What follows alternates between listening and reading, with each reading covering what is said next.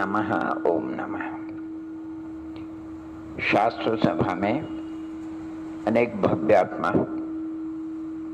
आत्मकल्याण की भावना से जिन वाणी को श्रवण करते हैं, पठन करते हैं, मनन करते हैं, अच्छी लगन है।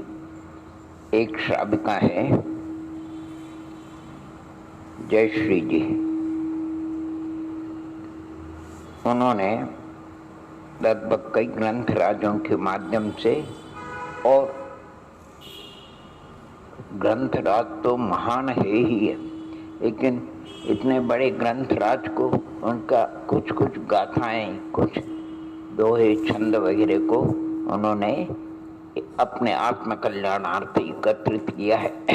श्रवण करते रहते हैं, उसका संकलन किया है और उसका प्रकाशन भी हो चुका है।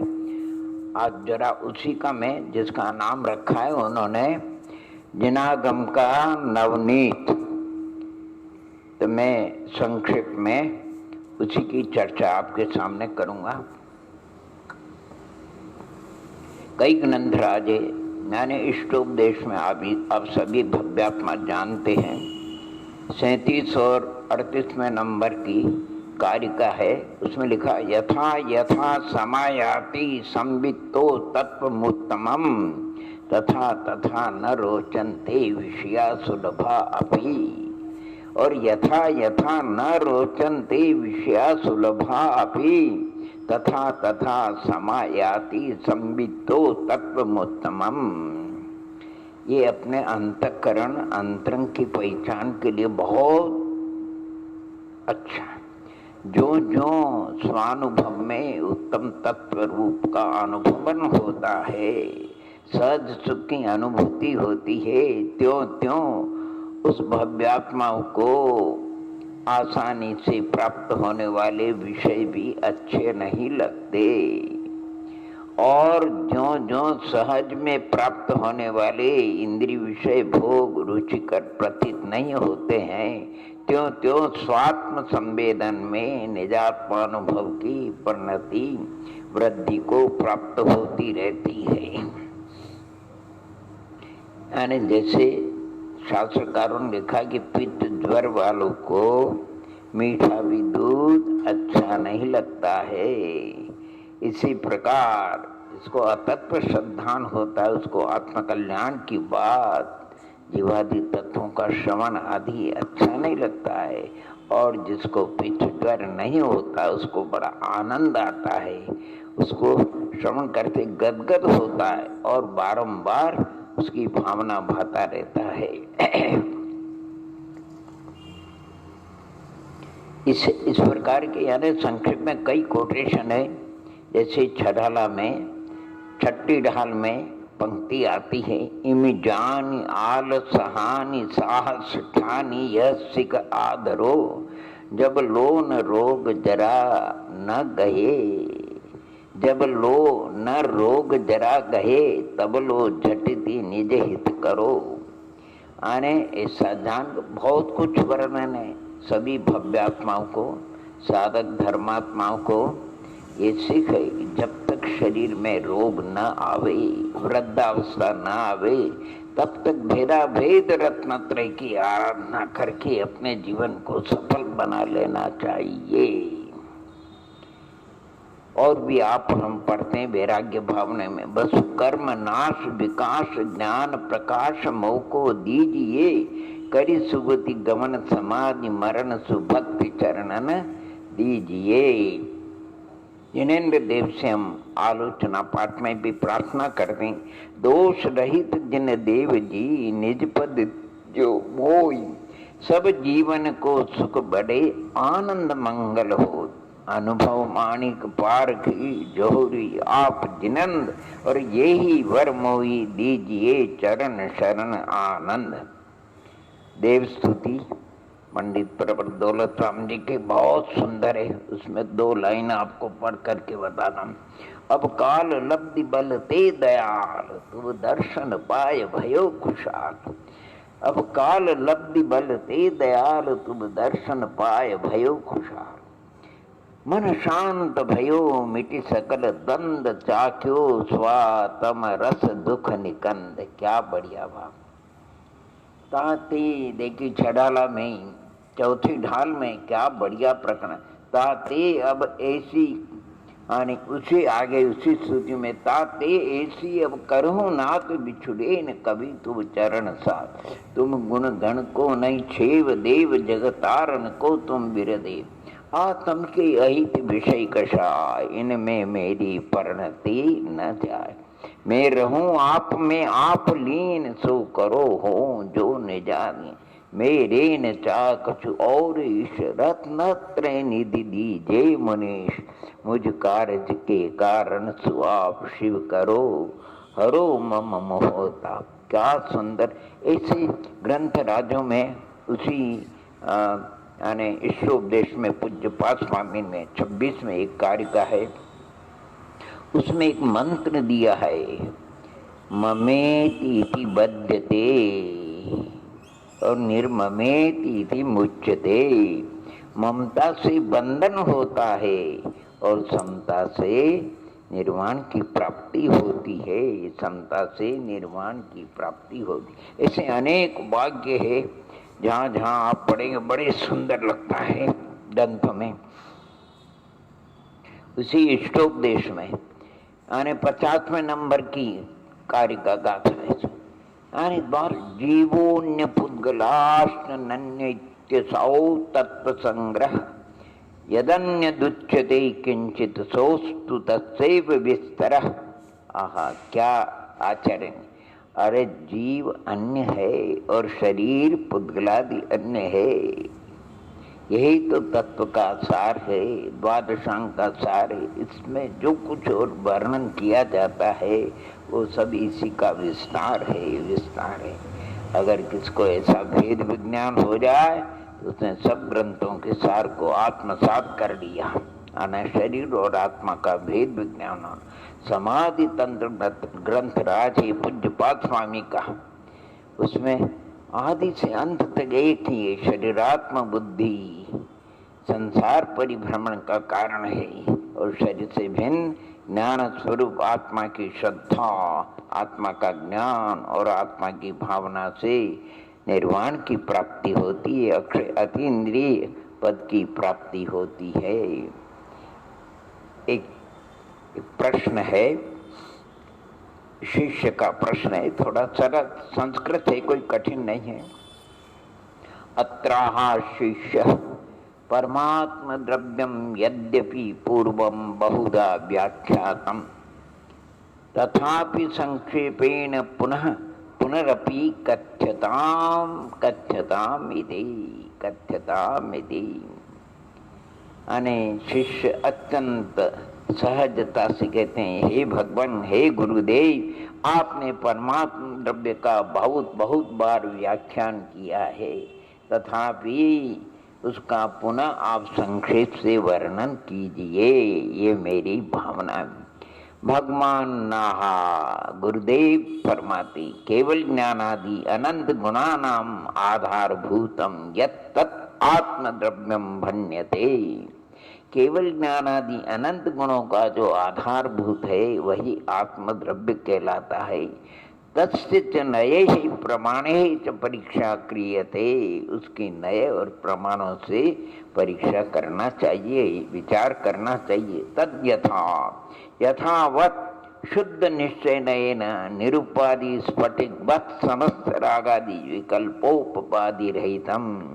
शुद्ध निश्चय से अगर चश्मा चढ़ा करके देखते हैं तो वो आत्मा कैसा दिखाई दे, निरुपाधि उपाधि रहित और दृष्टांत्या स्फटिकवत् यानी समस्त रागादि विकल्पों की उपाधि से रही। और उसी को हम अगर अशुद्ध निश्चय का चश्मा चढ़ा करके देखते हैं, तदेव अशुद्ध निश्चय नयन सोपाधि स्फटिकवत् समस्त रागादि विकल्पोपाधि सहितम। वही आत्मा जैसे उपाधि सही स्फटिक के समान समस्त रागादि विकल्पों की उपाधि से सहित है। पुनः उस आत्मा का शुद्ध सद्भूत व्यवहार नय से अगर विचार करते हैं तो शुद्ध स्पर्श रस गंध वर्णा नाम आधारभूत पुद्गल परमाणुवत यानी केवल ज्ञानादि शुद्ध गुणानाम आधारभूतम। क्या सुंदर! आणि जैसे परमाणु स्पर्श गंध वर्ण से सही आधारभूत है, उसी प्रकार वो आत्मा केवल ज्ञानादि शुद्ध गुणों का आधारभूत है। तदेव अशुद्ध सद्भूत व्यवहार रहे से अगर उसका विचार किया तो अशुद्ध स्पर्श रस गंध वर्णानाम आधारभूत वर्णानाम आधारभूत द्विअणुकादि स्कंद बत यानी 2 स्कंदों में, इसी प्रकार ज्ञानादि विभाग गुणानाम आधारभूतम। और अनुपचरित असद्भुत व्यवहार रहे अगर उसका विचार करें तो द्विअणुकादि स्कंद संश्लेष बंध स्थित पुद्गल परमाणुवत व परमौदारिक शरीरे वीतराग सर्वज्ञवत। क्या बढ़िया! परमौदारिक जैसे मंद्रादि परमात्मा आदि वृषवादी 24 तीर्थंकर जब समोषण में विराजमान थे तो परमौदारिक शरीर में विराजित थे, यानी क्योंकि उस समय शरीर का संश्लेष संबंध है औदारिक शरीर का। और उपचरित सद्भुत व्यवहार से अगर विचार करें तो काष्ठासनादि उपविष्ट देव दत्तवत व समोषण स्थित वीतराग सर्वज्ञवत विविक्षित एक ग्राम ग्रहादि स्थितम इत्यादि परस्पर सापेक्षम अनेक नये प्रमीयमानम व्यवह्रियमानम क्रमेण मेचक स्वभाव विवक्षित एक धर्म व्यापकत्वात् एक स्वभावम भवति तत् एव जीव द्रव्यम प्रमाणेन प्रमीयमानम मेचक स्वभावानाम अनेक धर्मानाम युगपत व्यापक चित्रपट वत। क्या बढ़िया!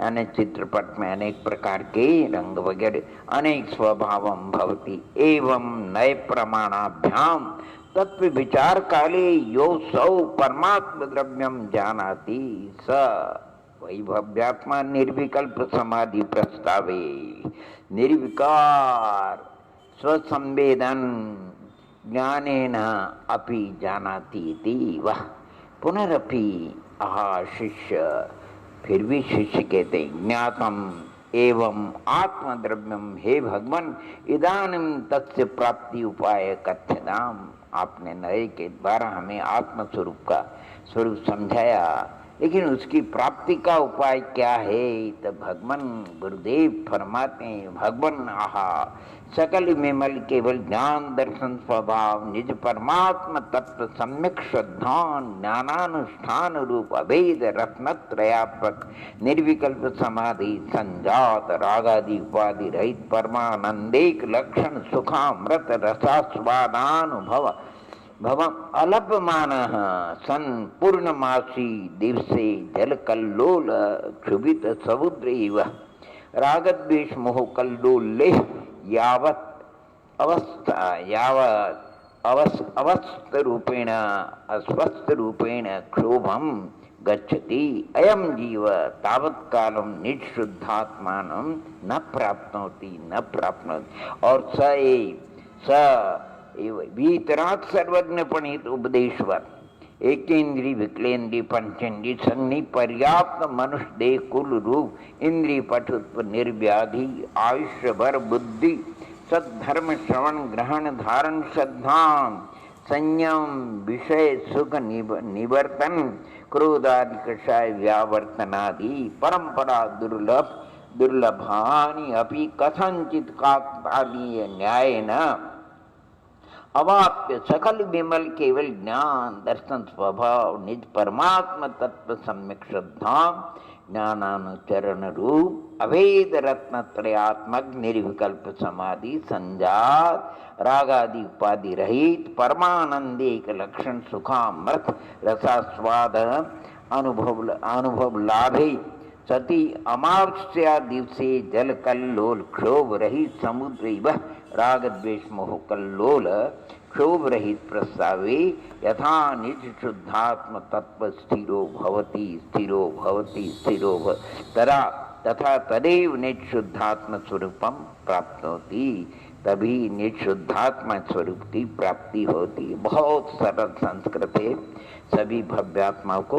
वैसे ये भावलिंगी संतों की मुख्यता से वर्णन है, लेकिन आप और हम भी यानी जो भी निर्ग्रंथ संतों का परम पवित्र जीवन है, उस जीवन का एक देश हमें भी अनुसरण करना चाहिए। वही मार्ग वास्तविक है।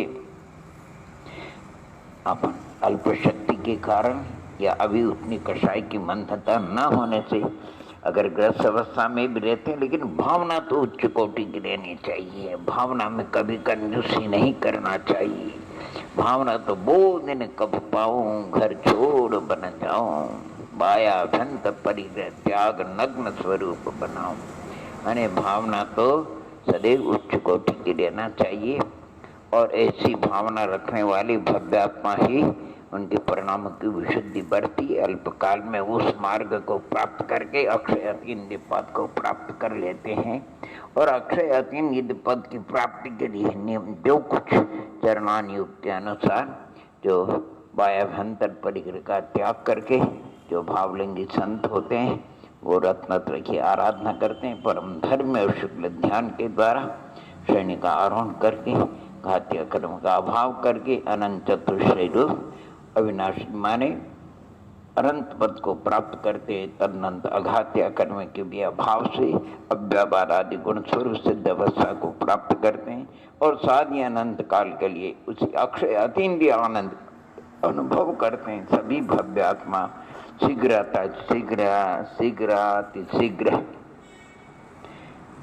ये जो अवसर आया है, चूकना नहीं, प्रमाद करना नहीं। अगर प्रमाद कर जाएंगे, अवसर हाथ से चला जाएगा। फिर कितने काल के बाद, अनंत काल के बाद अवसर आता है कि नहीं आता है। इसलिए अभी सब प्रकार से यानी तोरी सकल जग दंड फंद नित आत्म तत्व का चिंतन मनन करना चाहिए। ओम नमः, ओम नमः, ओम नमः।